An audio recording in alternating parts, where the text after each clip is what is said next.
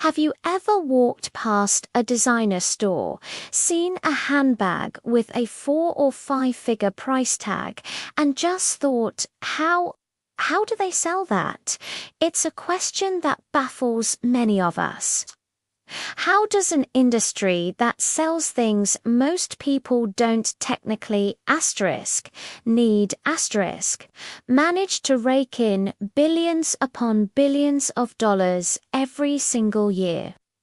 Well, today we're pulling back the velvet curtain to uncover the genius and sometimes controversial strategies behind the world of luxury. It's not just about selling a product. It's about selling a dream, an identity, and a status that people are willing to pay a fortune for. First, let's get one thing straight. Luxury brands aren't selling you a watch to tell time or a bag to carry your keys. You can get that for a few bucks. They are selling you a story. Every major luxury house, from Chanel to Rolex, has a rich, almost mythical origin story.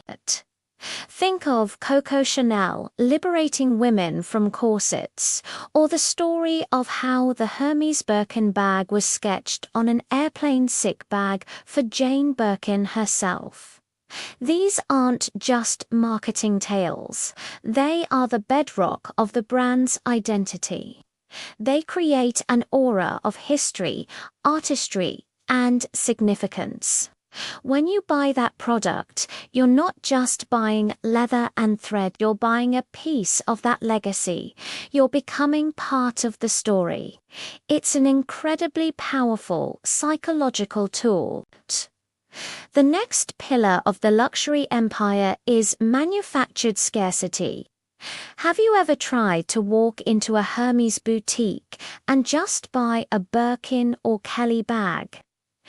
Good luck. It's famously difficult, involving wait lists, purchase history, and what they call building a relationship with a sales associate. This isn't because they can't produce more bags, it's a deliberate strategy. Scarcity creates desire. The harder something is to get, the more people want it. This principle, known as the Veblen effect, states that for some goods, demand actually increases as the price goes up. Why? Because the high price and exclusivity signal high status. It turns the product from a mere object into a trophy, a symbol that you've made it. Rolex does something similar by controlling the supply of their most popular steel sports models.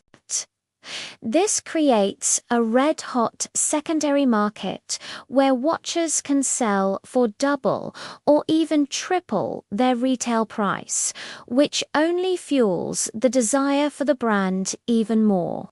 It's a masterclass in supply and demand manipulation. Then there's the uncompromising commitment to quality and craftsmanship. While the story gets you interested, the product has to deliver. Luxury brands invest heavily in the finest materials and the most skilled artisans. We're talking about leather sourced from specific tanneries, watches assembled by hand by master watchmakers who have trained for decades, and haute couture gowns with thousands of hours of hand stitching. This dedication to craftsmanship does two things. First, it justifies the high price tag on a tangible level.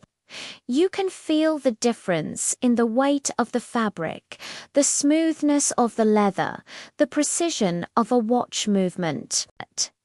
It creates a product that can last a lifetime or even generations, becoming a family heirloom. Second, it reinforces the brand's story. It proves that their commitment to excellence isn't just a marketing slogan, it's embedded in every single item they produce. This builds immense trust and loyalty with their clientele. Of course, none of this would work without the power of branding and marketing. Luxury advertising is a world away from your typical buy one, get one free commercial. It's aspirational, artistic, and often very abstract. You won't see a price tag. You'll see a beautiful, successful-looking person in an exotic location, living a life you can only dream of. The product is there, but it's almost secondary to the lifestyle being portrayed.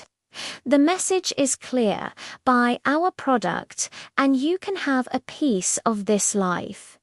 They create a powerful association between their brand and concepts like success, sophistication, beauty, and power. This is amplified through celebrity endorsements, high-fashion runway shows, and lavish events. They don't just advertise, they cultivate an entire culture around their brand, making it something people aspire to be a part of. Another key strategy is controlling the customer experience from start to finish. You can't just buy a new Chanel bag on Amazon. You have to go to a Chanel boutique, and that experience is meticulously designed. The stores are architectural marvels. The lighting is perfect, the scent is carefully chosen, and the staff are impeccably trained. They don't just sell, they act as brand ambassadors and personal stylists. They offer you champagne, treat you with the utmost respect, and make the act of purchasing feel like a special, celebratory event. This retail theater elevates the entire process, making the customer feel valued and special. It reinforces the idea that you're not just buying an item, you're being inducted into an exclusive club. This control also extends to their pricing. You will almost never see a major luxury brand having a sale. Discounting would devalue the brand and cheapen the perception of exclusivity. They protect their price point at all costs. Now, let's talk about the financial side. The profit margins on luxury goods are, as you can imagine, astronomical.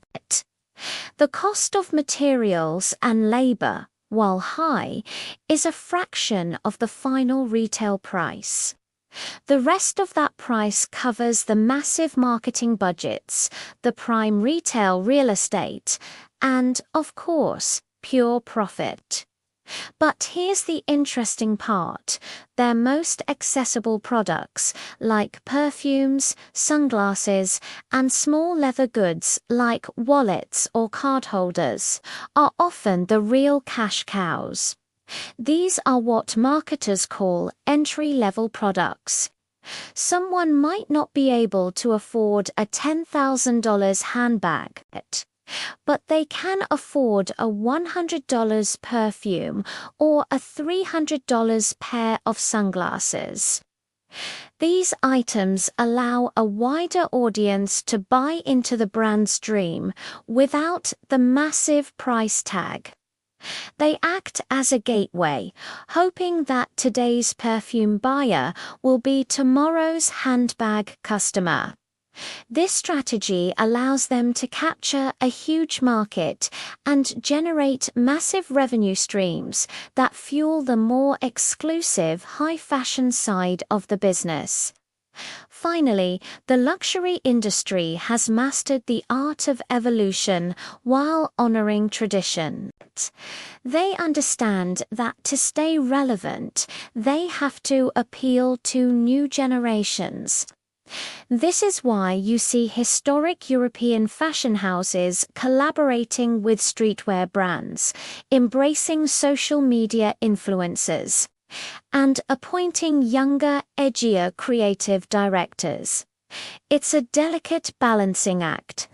They need to innovate and create buzz to attract younger consumers, but they can't alienate their older, core clientele or dilute the brand's heritage.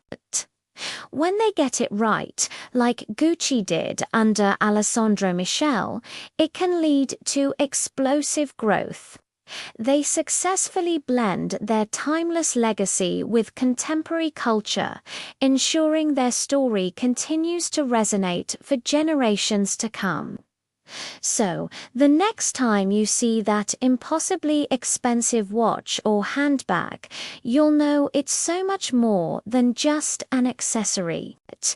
It's a carefully constructed symbol. It's the culmination of a powerful story, manufactured scarcity, impeccable craftsmanship, and brilliant aspirational marketing. The luxury industry isn't just selling products, it's selling status, identity, and a dream of a better, more beautiful life.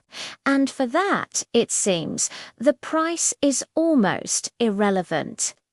It's a fascinating world, isn't it? Thank you so much for joining me on this deep dive today.